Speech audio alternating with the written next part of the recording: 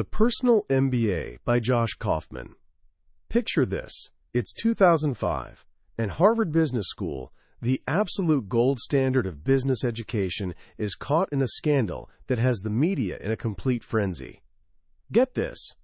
119 brilliant applicants found a way to hack into the admissions website to peek at their results early, before the official letters went out. The headlines went wild. Everyone was asking, are these people just unethical, or does business school actually teach you to cut corners? But Seth Godin, this brilliant marketer, had a completely different take. He looked at those 119 rejected applicants and said Harvard wasn't punishing them at all. They were actually doing them a massive favor. Think about it. They just saved these people $150,000 in tuition and 2 precious years of their lives.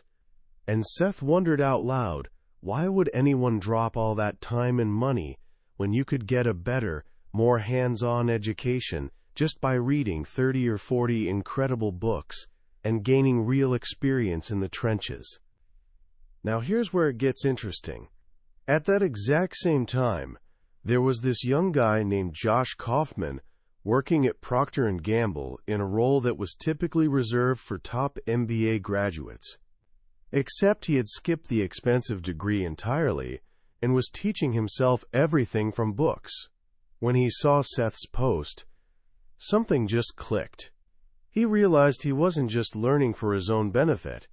He was building a roadmap that could help literally anyone. And that's how the Personal MBA was born.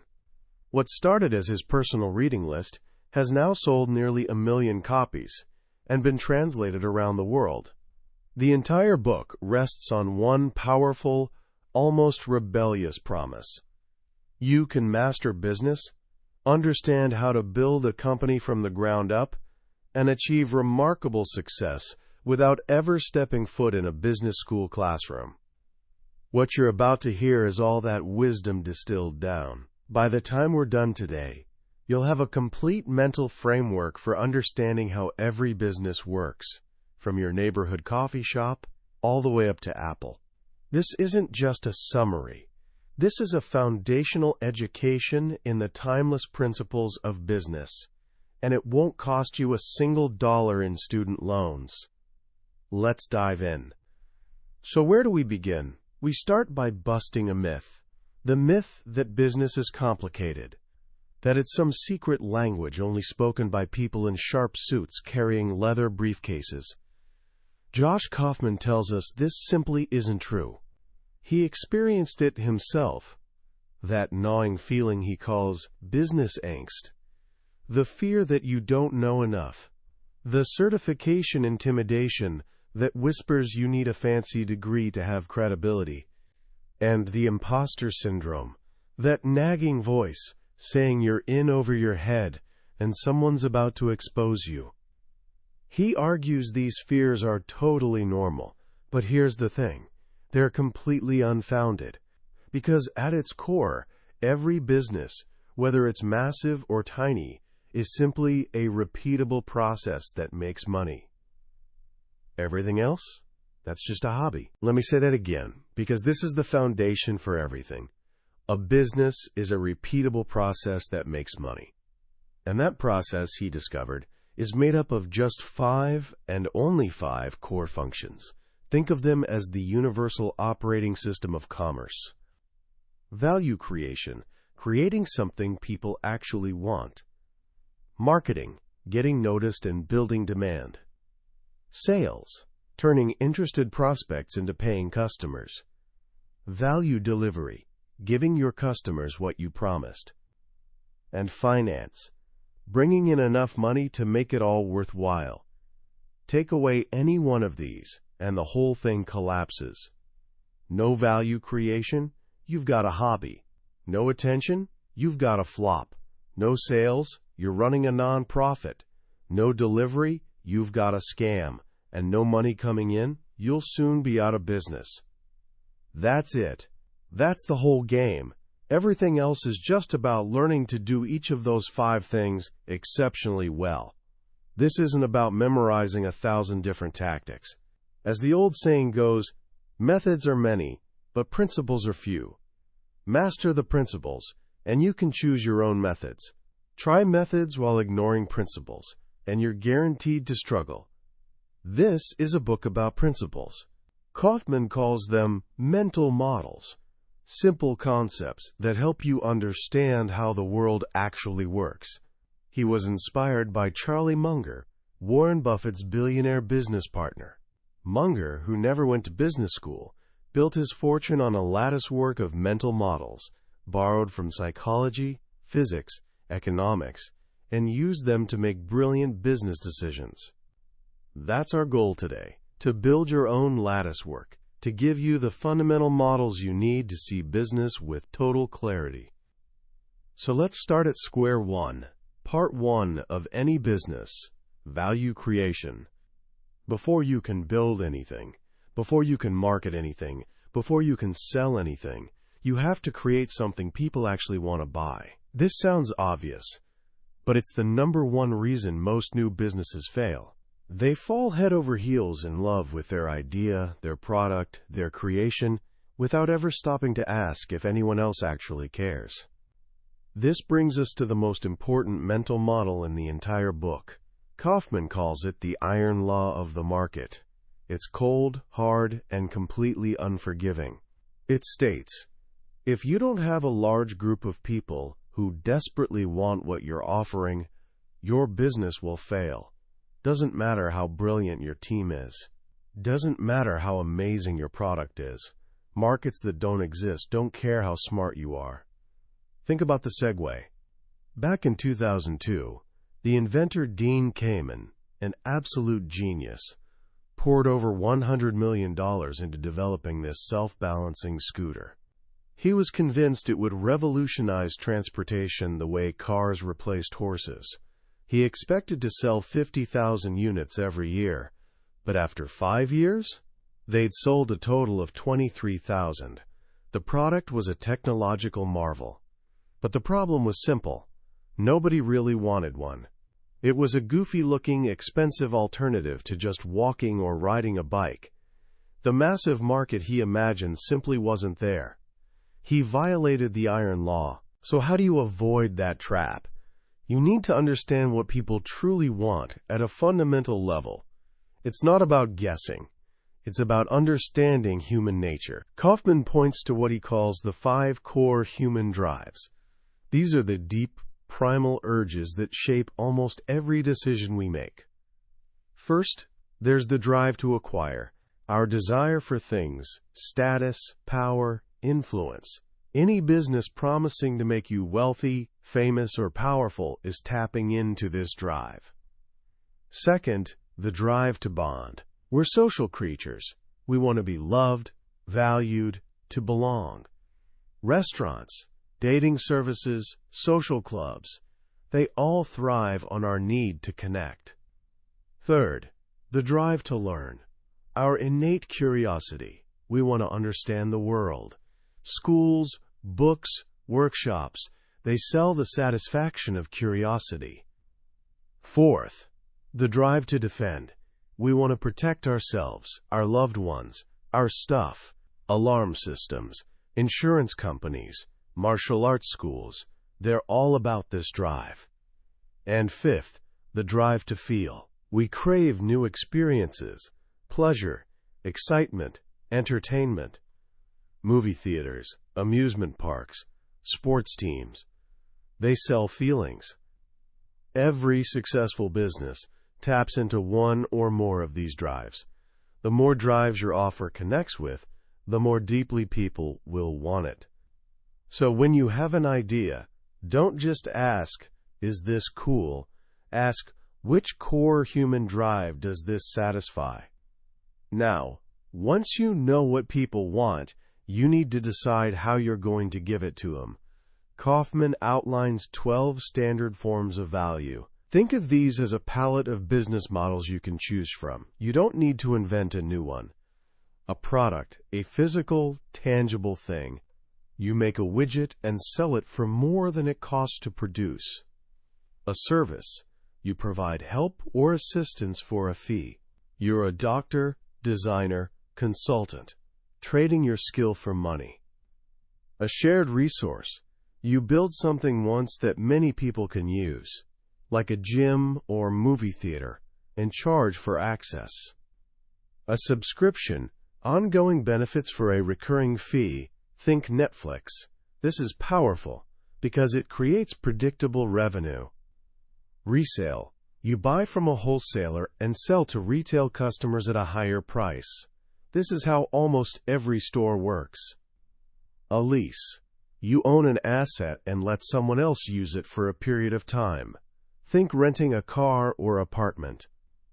Agency. You market and sell something you don't own on behalf of someone else and take a commission. Real estate agents do this. Audience aggregation. You get attention from a specific group, then sell access to that audience to advertisers. This is how magazines, TV shows, and most websites make money. A loan. You lend money and collect it back with interest. An option. You offer the ability to take a specific action for a fixed time in exchange for a fee. A movie ticket is an option. Insurance. You take on the risk of something bad happening in exchange for payments. Capital. You purchase an ownership stake in a business and share in the profits. You don't have to pick just one. Most great businesses combine several. A gym is a shared resource, but you pay with a subscription, and they might also sell you products like protein shakes and offer services like personal training. This mixing and matching is called modularity. But here's the key. No matter what you choose, your idea is just that, an idea. It's worthless on its own. The most important job of an entrepreneur is to test that idea in the real world as quickly and cheaply as possible. You don't need years in a secret lab building the perfect thing. Kaufman argues, stealth mode is one of the worst things you can do. It cuts you off from the most valuable resource, feedback from real customers. This is where the iteration cycle comes in. It's a simple scientific process for making anything better. You watch, you ideate, you guess, you act, then you measure. It's a loop. You build a simple version, a prototype. Doesn't have to be perfect, just real enough for someone to understand. Perfect example, Fitbit. When founders Eric Friedman and James Park had the idea for their wearable fitness tracker, they knew building hardware would be incredibly expensive and risky. So what did they do? The same day they announced the idea, they put up a simple website with computer renderings of what it would look like, a description of what it would do, and a button to pre-order. They didn't have a single finished device. They were selling a promise. This technique is called shadow testing, and it's brilliant. Orders poured in. That real customer demand gave investors confidence to put $2 million into making Fitbit a reality. They tested the iron law of the market before they had a product. They proved people wanted it by asking them to pay. The best feedback you can ever get is someone pulling out their wallet. This first version is called the minimum viable offer, the simplest possible thing that provides enough value for someone to actually buy. As Reid Hoffman, LinkedIn's founder, famously said, "If you're not embarrassed by the first version of your product, you've launched too late." Once you have that minimum viable offer and people are buying, you just keep iterating, keep listening to feedback, making small improvements, making it better over time. This is how great products and companies are built. Not in a single flash of genius, but through 1,000 tiny improvements. Now, having a fantastic product people want is the first giant leap, but a brilliant product in a dark room is invisible. If no one knows you exist, no one can buy from you. This brings us to the second core function, marketing. Marketing isn't about tricking people or being annoying. Kaufman defines it simply as the art and science of getting noticed by people who are likely to be interested in what you offer. In today's world, the most valuable and limited resource isn't money, it's attention. Every single day, thousands of things compete for your attention. Emails, social media, work, family, that TV show you want to binge.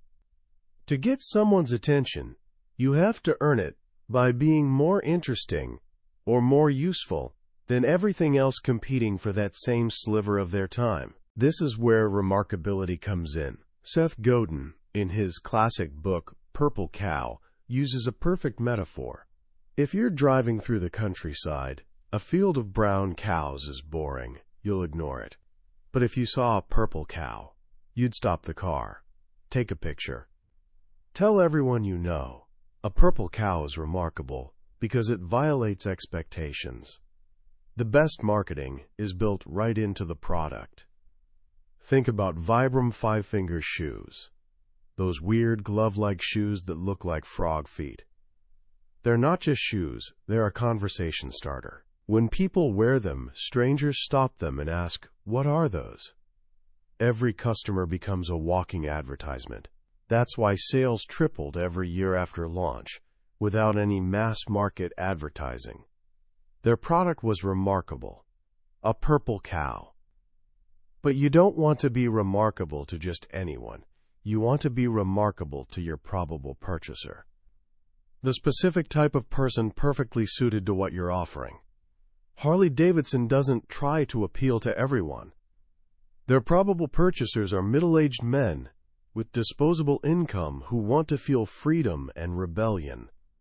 So their marketing focuses on leather jackets, handlebar mustaches, and the roar of engines. They're not trying to sell motorcycles on Oprah, because that's not where their people are. Trying to appeal to everyone is a recipe for appealing to no one. You have to focus. Once you know who you're talking to, you need to break through their preoccupation. At the start of any marketing process, your prospect isn't thinking about you. They're thinking about dinner, or a work deadline, or a problem with their kids.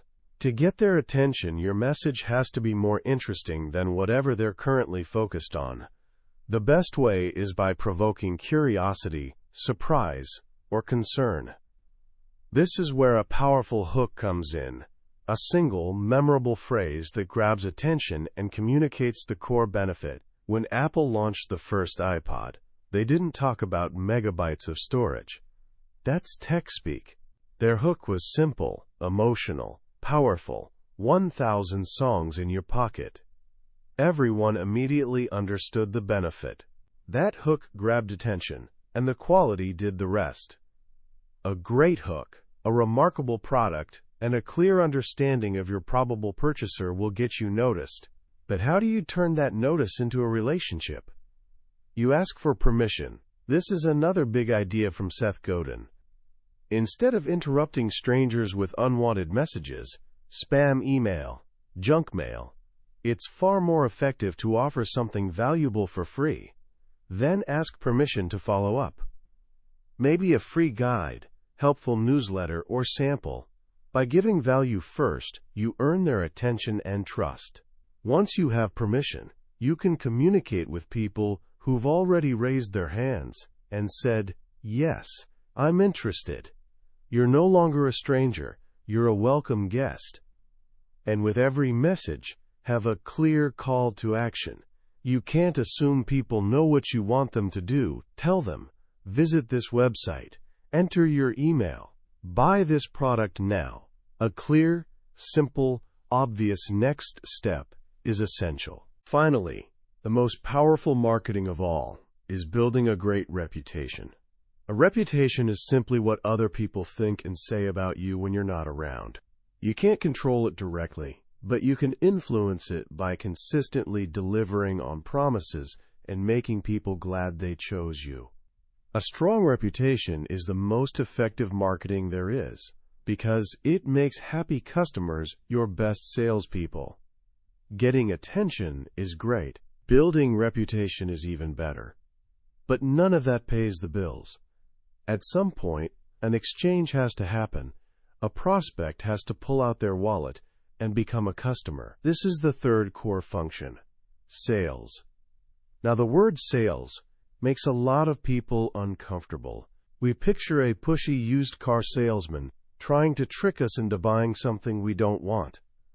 But Kaufman argues real sales is the exact opposite. It's built on one simple thing: trust. No one will give you their hard-earned money unless they trust you can deliver on your promise. And you won't deliver unless you trust they'll pay. Without trust, a transaction simply won't happen. So how do you build trust? You find common ground. A successful sale isn't about convincing someone to do something against their interest.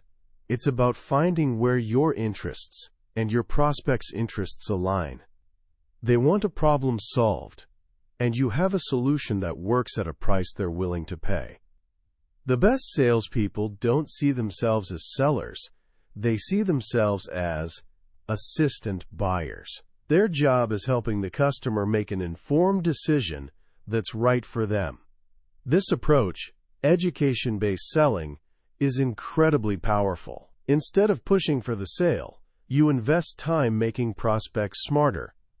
My wife Kelsey used to be sales manager at the most prestigious bridal salon in New York City. Average gown price? Thousands of dollars. To make that sale, she had to help the bride and family understand why it was worth the price. She'd explain the fabric differences, the craftsmanship of beading, the importance of construction. She was educating them. By the end, they weren't just buying a dress. They were buying a piece of art they fully appreciated. And because she'd invested in them and earned their trust, they were happy to buy from her. This brings us to the psychology of a sale. Several powerful mental models explain why people say yes. First is reciprocation. We're wired to want to pay back favors. If someone gives us something, we feel an urge to give something back. This is why car salesmen offer you coffee the moment you walk in. It's not just hospitality. Accepting that small gift creates a tiny psychological obligation. Studies show people who accept free coffee are more likely to buy and agree to less favorable terms. The most effective salespeople are often the most generous. They give value, help, advice, and that generosity often comes back as a sale. Next is commitment and consistency. Once we make a small commitment, we feel a powerful urge to act consistently with it. Salespeople use this by getting you to say yes to small things early. You're looking for a safe car, right? Yes. And good gas mileage is important? Yes. Each yes is a tiny commitment, making it harder to say no later. You've established a pattern of agreement. Then there's social proof. When we're uncertain what to do, we look to others' actions to guide us. This is why customer testimonials and reviews are so powerful. When you see hundreds of people like you bought something and loved it, it tells your brain it's a safe choice. It reduces perceived risk. Authority is another one. We're trained from childhood to comply with authority figures. Parents, teachers, doctors. This is why Sanka Coffee hired the actor who played Dr. Marcus Welby to be their spokesman for decades. He wasn't a real doctor, but he played one on TV, and that was enough to give him an aura of authority that sold millions of dollars worth of coffee. And finally, scarcity. We want what we can't have. Fear of losing out is a powerful motivator. This is the psychology behind limited time offers, or only 3 left in stock. That scarcity creates urgency that overcomes our natural tendency to wait and think about it. But even with all this, sometimes the biggest barrier is simple risk. The customer's thinking, what if this doesn't work? What if I waste my money? This is where the most powerful sales technique comes in: risk reversal. Risk reversal is where you, the seller, take on most or all the transaction risk. The most common form is a money-back guarantee. Think about a betting company offering 100% money-back guarantee for a full year. You could sleep on a mattress for 364 days, decide you don't like it, and get a full refund. That sounds insane for the company, but what it does is completely eliminate the customer's fear of making a bad decision. With the risk gone, they're much more likely to buy. This is sometimes called the take the puppy home strategy. A pet store knows if they let you take an adorable puppy home for a trial, that puppy's almost never coming back. You'll fall in love. By removing commitment risk, they make the sale. Yes, a few people will take advantage of a generous guarantee, but the huge number of extra sales from eliminating customer risk will more than make up for it. So you've created something valuable. You've gotten attention. You've made the sale. Done, right? Not even close. Making the sale is the beginning of the relationship, not the end. Now you have to deliver on your promise. This is the fourth core function, value delivery. A satisfied customer is the best business strategy of all, and the key to satisfaction lies in one simple equation. Kaufman calls it the expectation effect. It goes like this: quality equals performance minus expectations. Let me explain. A customer's perception of quality isn't about how good your product is in absolute terms. It's about how well it performs compared to what they expected. If performance exceeds expectations, they're delighted. If performance falls short, they're disappointed, no matter how good it actually is. Zappos built an empire on this principle. They promise free shipping within about 5 business days. That's the official promise. But what they often do, without advertising it, is upgrade to overnight delivery. The customer orders Monday, expecting delivery Friday, and shoes show up Tuesday. That surprise, that over-delivery, creates a moment of pure delight. It turns a happy customer into a fan for life. Zappos understands it's more valuable to surpass expectations than to meet a higher advertised promise. The foundation of consistently delivering value is understanding your value stream. This is the entire set of steps, from the very beginning of creation, all the way to final customer delivery. Take something as simple as Dawn dish soap. That process starts with raw materials delivered to a factory. They're mixed, stored in vats, poured into plastic bottles, labeled, boxed, put on pallets, stored in warehouses, loaded on trucks, delivered to distribution centers, put on another truck, delivered to stores, unboxed, and finally put on shelves for you to buy. That's a lot of steps. At every single one, something can go wrong. The more you understand your value stream, the more you can make it efficient and reliable.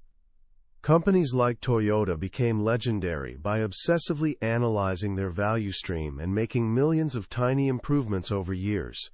They focused on creating predictability. When a customer buys from you, they want a predictable experience. When you open a Coke, you expect it to taste the same every time, no matter where you are in the world. That uniformity, consistency, reliability is the bedrock of quality. As your business grows, you'll decide how to deliver value. 2 basic ways. A direct-to-user distribution channel, where you deliver yourself, like a barber giving a haircut. Or an intermediary channel, where you partner with someone else, like a cookie company selling through grocery stores. Working with intermediaries lets you scale, grow, and serve way more customers than you could alone. A product is scalable because you can duplicate it. Design once, make millions of copies. A business model, like a Starbucks, is scalable because you can multiply it, perfect the system for one store, open thousands. This ability to scale amplifies the impact of small improvements. A tiny change saving a fraction of a cent on a single soda can save Coca-Cola hundreds of millions yearly, because that saving is amplified across billions of cans. That's the power of amplification. But as you build complex delivery systems, beware a danger. Kaufman calls it the paradox of automation. The more efficient and automated a system becomes, the more crucial the human operator is. If a fully automated factory starts making a tiny mistake, that mistake will multiply thousands of times per minute. It takes a skilled, attentive human to notice and shut it down. Paradoxically, the better the automation, the more you need a smart human watching. And this leads to the irony of automation. The more reliable and automated a system is, the less humans have to do, which means the less attention they pay. They get bored. When bored, they're more likely to miss the one moment when a critical error occurs. The way to combat this is with checklists and standard operating procedures. Even the most expert airline pilots, with decades of experience, use detailed checklists before every takeoff and landing. Not because they're forgetful, but because in complex systems it's easy to miss a simple step, and consequences can be catastrophic. So you're creating value, marketing, selling, and delivering. The machine is running. But how do you know if you're actually winning? How do you know if you're making progress? This brings us to the fifth and final core function: finance. Now I know what you might be thinking. Finance, spreadsheets, numbers, boring. But Kaufman simplifies it beautifully. Finance isn't about complex formulas. It's just about watching money flow into and out of your business and asking a simple question: are we bringing in more than we're spending?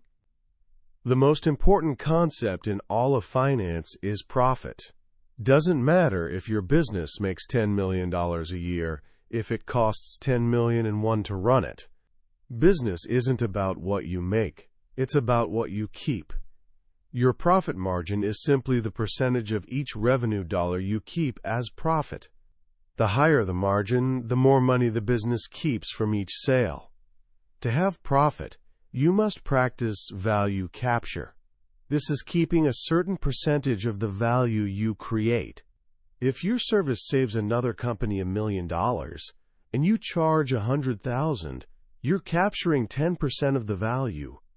The trick is capturing enough to make it worthwhile to stay in business, but not so much the customer feels they're not getting a good deal. And this leads to a beautiful, freeing idea: sufficiency. You don't need to build a billion-dollar empire to be successful. You just need to reach a point where your business brings in enough profit to make it worthwhile to keep going. Paul Graham, founder of Y Combinator, calls this being ramen profitable. You're making enough to pay rent, keep the lights on, and eat. You're not rich, but you're self-sustaining. At that point, you've won. Everything after is a bonus. To understand if you're on the path to sufficiency, you need a few simple financial reports. Don't be intimidated. The cash flow statement is the most important. It's just like your checking account statement. Money coming in and going out. Is the number at month's end bigger than at the beginning? If so, you're in good shape. Cash is king, because you can have millions in promised sales. But if you don't have cash to pay bills, you're out of business. The income statement, or profit and loss statement, shows if you're actually profitable by matching revenues with the expenses it took to earn them. And the balance sheet is a snapshot of what your business owns assets and what it owes liabilities. You don't need to be an accountant, but you do need to understand these basics. They're the gauges on your business dashboard. Once you understand them, you can make smart decisions. There are only 4 methods to increase revenue. That's it. You can. 1. Increase the number of customers. 2. Increase average transaction size. Sell more to each customer. 3. Increase transaction frequency. Get customers buying more often. 4. Raise your prices. Every revenue growth strategy is just a variation of these 4, and the easiest is often raising prices if you have pricing power. This is your ability to raise prices without losing all your customers. The more unique and valuable your offer, the more pricing power you have. The ultimate financial metric tying this together is lifetime value. This is the total profit a customer will bring over your entire relationship. A customer at a lemonade stand might have a lifetime value of $1. An insurance customer could be tens of thousands. The higher your average customer's lifetime value, the more you can afford to spend acquiring new customers. This is your allowable acquisition cost. It's the secret math explaining why Proactive can spend millions on celebrity-endorsed infomercials to sell a $20 product. They know once they have you as a customer, you'll likely stay for months or years, and your lifetime value is hundreds of dollars. They're happy to lose money on the first sale to get a customer for life. So far, we've covered the 5 core functions, the what of business: value creation, marketing, sales, value delivery, and finance. But there's another layer: the who. Businesses are built by people, for people. To succeed, you have to understand the most complex, frustrating, fascinating system of all: the human mind. And that starts with understanding yourself. Kaufman dives deep into practical psychology, starting with caveman syndrome. Our brains and bodies aren't optimized for the modern world. We're running ancient hardware in a brand new operating environment. 100,000 years ago, our brains were wired for survival. To seek pleasure like high-calorie food, avoid pain like being eaten by a lion, and conserve energy. This explains so much about modern struggles. Why is it hard to resist a donut? Your caveman brain is screaming, "Sugar! Energy! We might not eat again for days." Why do we procrastinate? It's conservation of energy. Unless a task feels urgent and necessary for survival, our brain's default is to be lazy. Why do we fear public speaking more than death? To our caveman brain, being rejected by the tribe was a death sentence. One of the most powerful ancient wirings is loss aversion. Psychologists found we feel the pain of a loss about twice as strongly as the pleasure of an equivalent gain. Losing $100 feels way worse than finding 100 feels good. This is why the fear of losing what you have, a steady job, comfortable salary, often feels more powerful than the potential gain of starting something new. It keeps us stuck. We also have biases that cloud judgment. Confirmation bias is our tendency to look for and pay attention to information confirming what we already believe, while ignoring anything challenging it. Hindsight bias is that "I should have known" feeling after something goes wrong, even though it was impossible to know at the time. So how do you work with this ancient brain instead of against it? First, master your own productivity. The myth of multitasking is one of the most destructive ideas in modern work. Your brain cannot focus on 2 things at once. It's just rapidly switching between them, and every switch comes with a cost. Kaufman calls it the cognitive switching penalty. It's why you can feel exhausted after a day of multitasking without accomplishing anything meaningful. You've burned all your energy just switching contexts. The solution is monoidealism, focusing on one and only one thing at a time, also known as a flow state. Get there by eliminating distractions, setting aside large, uninterrupted blocks for important work, and using techniques like Pomodoro, working in focused 25-minute sprints. You also need to be ruthless about prioritizing. At the start of each day, identify your 2 or 3 most important tasks. These are tasks that, if completed, will make the biggest difference. Do them first, before anything else. But you can't build anything great alone. You have to work with others. That requires understanding social dynamics. The deepest principle in human nature is the craving to be appreciated. To work well with others, make them feel important and safe. Do this with what Kaufman calls the golden trifecta: appreciation, courtesy, and respect. When you lead others, don't micromanage. Give them commander's intent. Don't just tell them how to do something. Tell them why it needs doing. Give them the goal, and they'll surprise you with their ingenuity in reaching it. Be aware of group dynamics pitfalls. Communication overhead is why adding more people to a team often makes it slower, not faster. The number of communication lines grows exponentially with each new person. Ideal team size is small, between 3 and 8 people. Finally, let's zoom all the way out.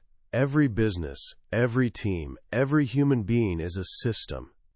And your business exists within even larger systems: a market, industry, society, economy. To truly master business, you have to learn to think in systems. The most important law of systems is Gall's law. A complex system that works is invariably found to have evolved from a simple system that worked. You cannot design a complex system from scratch and expect it to work.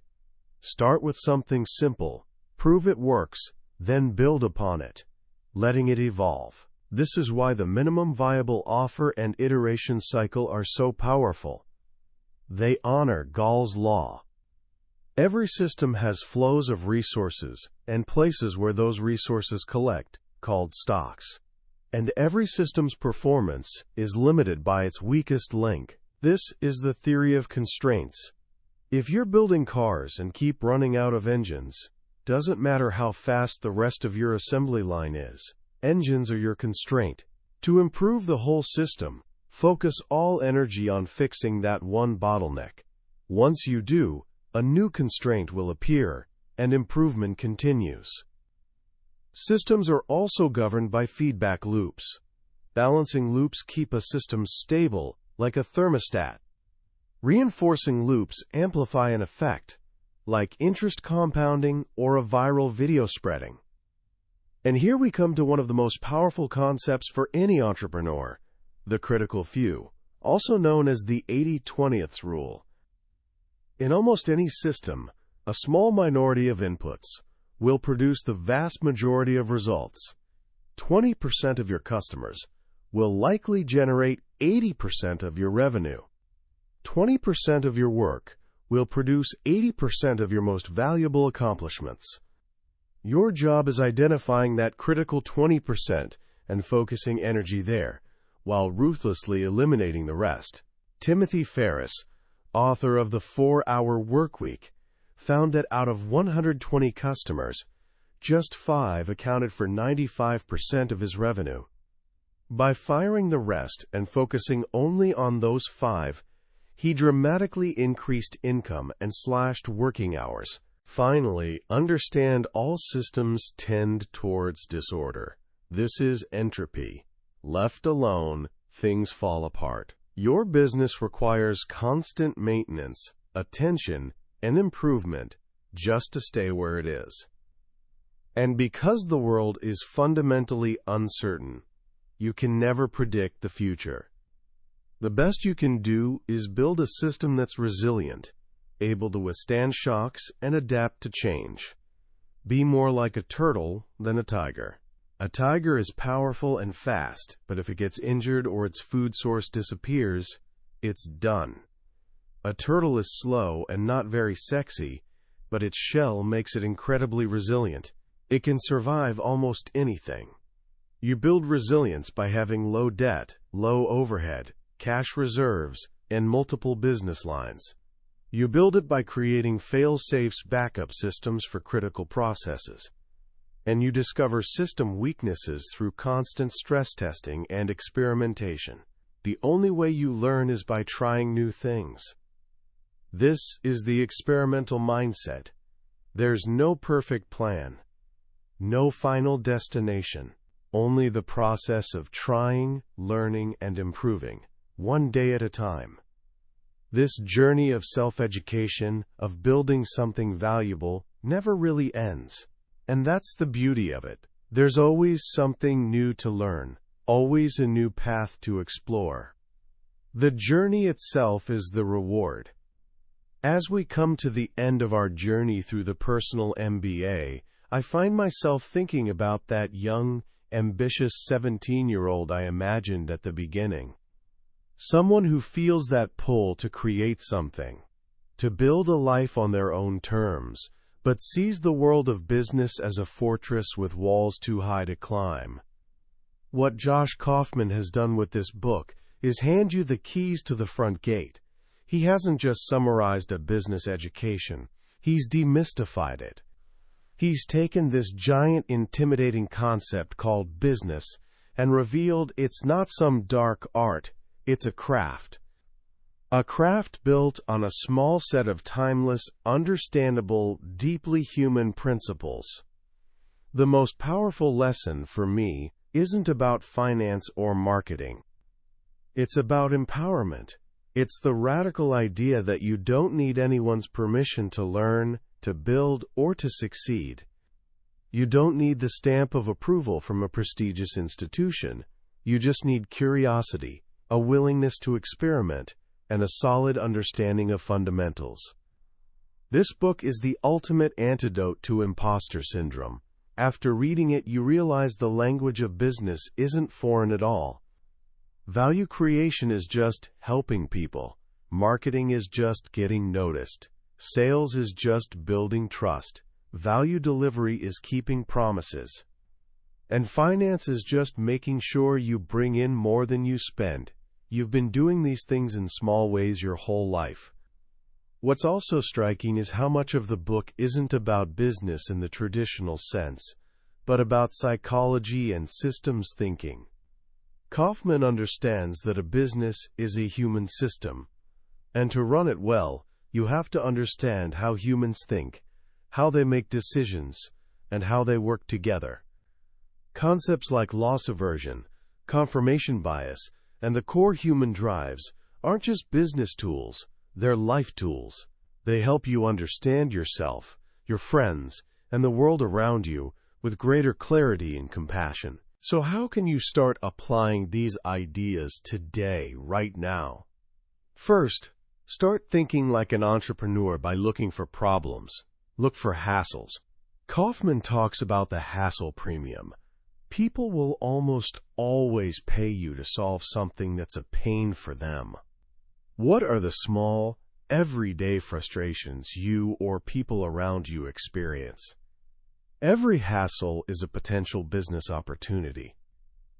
Second, pick one of the 12 forms of value and run a small experiment. You don't need to quit school or your job. Can you offer a service like tutoring or graphic design? Can you resell something you find at a thrift store online? The goal isn't to get rich overnight. The goal is to make your first profitable transaction. That's the moment a project becomes a real business. Start small, honor Gall's law, and iterate. Third, and perhaps most importantly, start your own personal MBA. You don't need a formal curriculum. Just follow your curiosity. When a concept from this summary sparks your interest, maybe it's the 80/20 rule or the psychology of scarcity, go deeper. Read the original book on that topic. Watch a documentary. Try applying it to your own life. The journey of self-education is the most rewarding adventure you'll ever embark on. That was a summary of the Personal MBA by Josh Kaufman. We've explored the core ideas today, but I hope you feel, as I do, that we've only just scratched the surface. A summary is like looking at a map of a beautiful country. Reading the book is like taking the trip yourself. It's in the quiet moments of reading, when a story or simple phrase connects with your own experience, that real learning happens. This summary is your map to help you decide if the journey is right for you. If anything we've talked about today has sparked a fire in you, I urge you to grab a copy. Reading it isn't just about learning, it's an experience that can genuinely change the way you see the world and your own potential within it. The link to the book is in the description below. Also, if you found this summary valuable and it gave you a new perspective, please do me a small favor and hit that like button and subscribe to the channel. It tells the algorithm we're creating something of value and ensures you won't miss our next deep dive into another life-changing book from the billionaire's bookshelf. Let's keep learning and growing together.